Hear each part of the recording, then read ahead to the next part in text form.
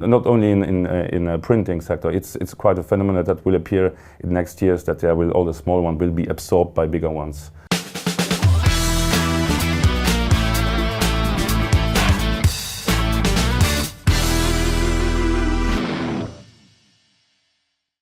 Today, I have the pleasure to welcome in the studio Frederic Gillen, who is Managing Director of REKA, which is a print house in Luxembourg. Welcome. Thank you for having me. It's a pleasure. We work together on printing this comic book about the history of Luxembourg in 3 languages, English, Luxembourgish and French. And I had the chance to visit your company, to see your machines. It's an interesting mix of super modern laser-looking machines and also some very old ones for very specific tasks, which are fascinating to watch because you see you can tune them by the millimeter. Exactly. So I interviewed you because I wanted to have a conversation about your company. Maybe can you present it in a few words? So REKA was founded in 1936 by René Kaufmann. That's where the name also comes from. Mm-hmm. It started as a commercial printer, so only printing sheet-fed paper products such as business cards, brochures, books, flyers, and over the course of the years we decided to diversify our strategy and also offer new products such as packaging, textile, goodies, and also large format printing. So it was a strategic decision to diversify itself and also offer the client more products for tangible marketing. Yes, and you were starting, I think, by the Gare in 1936. Exactly. We know this is where all the train lines were converging and people went to the cinema. There were many cinemas, and of course print houses needed to be there to ship whatever they did. But now you move near Esch. Yeah, in between there was also a small stop in Le Delange, 1,200 square meters, and in 2010 REKA moved to Ellerange, where today we have 3,600 square meters.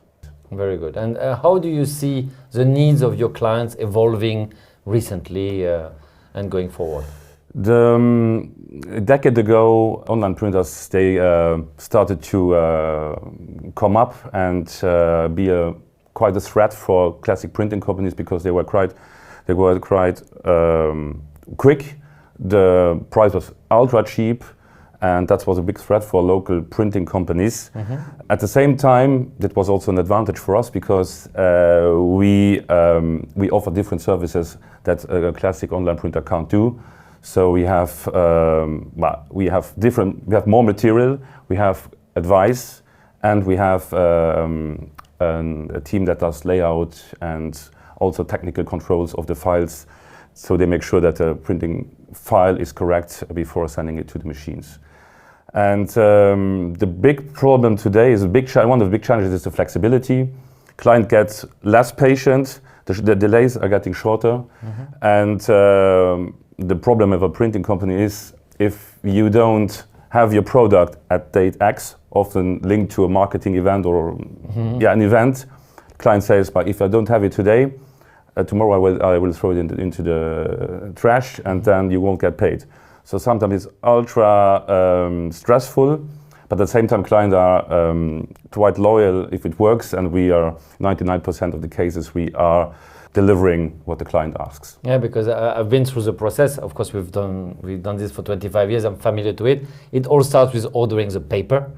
Yes. It's not produced in Luxembourg, so you need to anticipate and get the paper in the exact grammage thickness on time, so that your guys can start preparing the pre-press work, and then they need to print, and then they need to assemble. It's quite a technical process, and to master it from A to Z and hit the deadline, everything must flow properly. Exactly, yeah. That's a big challenge. Ordering paper is a good point because often client changes last minute the number of pages, for example. Then you ordered already the paper, and it's difficult. You have to send it back and everything. It's one of the issues that can appear in the whole production process. Of course. And if we talk about national preference, I've been here for many years, and I think up to recently there was this non-verbal rule that if your Luxembourgish ministry, entity, or anything financed by public money they needed to print in Luxembourg. Is this still applicable? It should at least, but Luxembourg is quite a protective market. We also, as a company, when we need something that to be done, we also ask clients that are Luxembourg-based. Communes and the state, they have the tendency to, obviously, to go and print in Luxembourg, but it's not always the case. That's why we put in place with formerly known as AMIL, now it's called the FLAC, Association des Maîtres Imprimeurs, now it's called la Fédération Luxembourgeoise des Arts Graphiques, to promote the print in Luxembourg, which is an important label to promote the fact that it's printed in Luxembourg locally. Some people also use the made in Luxembourg. For printing companies, it's worthless because you can have like Luxembourg is known for its letterboxes to have only like an address in Luxembourg. So they have an address, they build from Luxembourg, but they produce within, I don't know, in Eastern countries or in Germany, whatever. So and they are not allowed to use this print in Luxembourg, but they can use made in Luxembourg, which is, again, it's worthless for printed products. Okay, made in Luxembourg is allowed if it's just sold by some guy in Luxembourg, but printed in Luxembourg must be printed in one of the... Only a member of the FLAC can use it, and the restriction are that you print really in Luxembourg, that you have own people and machines to produce your paper products. Very good. So if we go in detail, we know that the countries, of course, who if you print far away from here, the price will go down, but then you need to ship it here.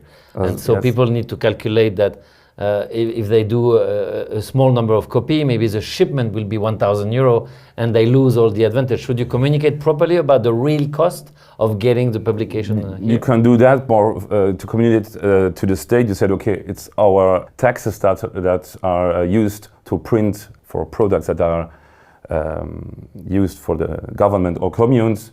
For the rest, in a private company, you can tell them that I used the fact that we are quite close. Also, if you have a problem, we will manage the problem. The transport is an additional factor, exactly, but I can't blame someone who goes to Poland to print because it's cheaper. Yes, it is, but you have the transport, and you have. If there's something wrong, you have to call someone in the company. There's a risk factor, yes. There's a risk factor with that. So, yeah, people need to assess their risk. Exactly. Well, we know a national sport in Luxembourg is also subsidies. Did you talk with the government to have some local printing subsidized? There are today the Fonds Culturel National, who is distributing subsidies to editors. That print Luxembourgish books, so they get subsidies. The problem is today, in their conditions, it's not indicated that it has to be printed in Luxembourg. So there are maisons d'édition that go to claim those subsidies, even though they haven't printed in Luxembourg. Today, it's working. It's a little bit, let's say, I can't blame them, but it's dommage. It's a pity. It's a pity, exactly. I don't think it was designed like this. Why should I get subsidized if I don't print in Luxembourg? Exactly. I will look it up. I guess there must have been a gap in the rule. There must be an omission, or I don't know. They didn't even think about it. But now we are, as the committee of the FLAC, we are actively contacting the Ministry de la Culture to add this condition. Exactly. To the other conditions, to the other requirements to make it to be eligible to get subsidies. Yes. Okay, so you're going to celebrate your 90th year of existence next year. Yes. What is next? What is the next decade looking like for you? The next decade, we have several projects going on. There are also a lot of opportunistic projects that we are facing every other month due to lack of competent working capacities, or human resources, due to levels of bureaucracy which are all regularly added to our administrative burden on a regular basis, which often comes from the EU. We have price dumping, price pressure as well. So the smaller companies, they are often coming to us or to other, they are pushed.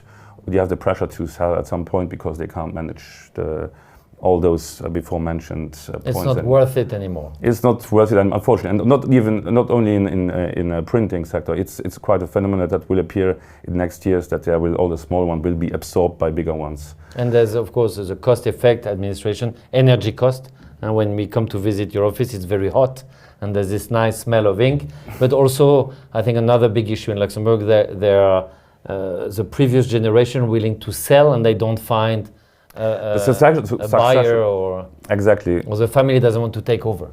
Succession problem is also a point where children don't want to continue the parents' business anymore, which is that's happening often as well. On the other side, speaking again of projects and vision, because it's on the vision that will be opportunistic. Yeah, there will be possibilities to acquire companies, smaller ones, that I'll be sure about that, and not only in printing industry. We have a vision, but due to all those things that I said before, also missing manpower, especially in printing business, there's no real teaching and training anymore in Luxembourg. Mm-hmm. So we have to go a little more tendency to automation, even maybe adding a layer of AI with it, mm-hmm. Especially for administrative tasks. We can't go without it at some point. So this will be automation, with big investment automation, maybe new machinery. It depends on the requests and demands of the clients. Mm-hmm. We are following trends. We are always trying to be up to date for new trends within technology, mm-hmm. even though it's not that much changing amount. It's an old business, so maybe you have like little faster machines. We have to go to software automation and AI, which will be a big topic in next years. So if I followed properly, the future will be made, first of all, by expanding, as you've been doing over the past decade, your value chain, from just doing the book to doing anything related to printing, exactly. From consulting to additional services. It's going to be potentially with, technology, and I've seen some incredible machines as long as a bus, which were delivering almost the finished book at the end, and also maybe trying to look for some gaps in the market, maybe in fact to get the subsidies only for documents printed here could give a boost to that could printers. Be a boost. That's more like an ego thing also, and the principle that we don't want to waste taxes in foreign countries. So then everyone, not only REKA, would take profit out of this. It would also be my other confrères, other printing companies as well. So yeah, you have it was a good summary. It's automation, AI, new technologies, and natural and external growth through internal, external acquisition, yes. And also exactly. Maybe more active commercially. I'm sure you're already very active, but I think I can see in Luxembourg there is this shift. We all used to let people come to us, and now I see the whole country is waking up to learning how to sell. Which is something maybe we didn't have to do over the past decades, mm-hmm. because the economy was growing so fast. Exactly. Perfect. And I wish you a fantastic growth over the next 10 years, and then we can celebrate the 100th anniversary of REKA. I hope so. Thanks. Thank you very much. Thanks for having me.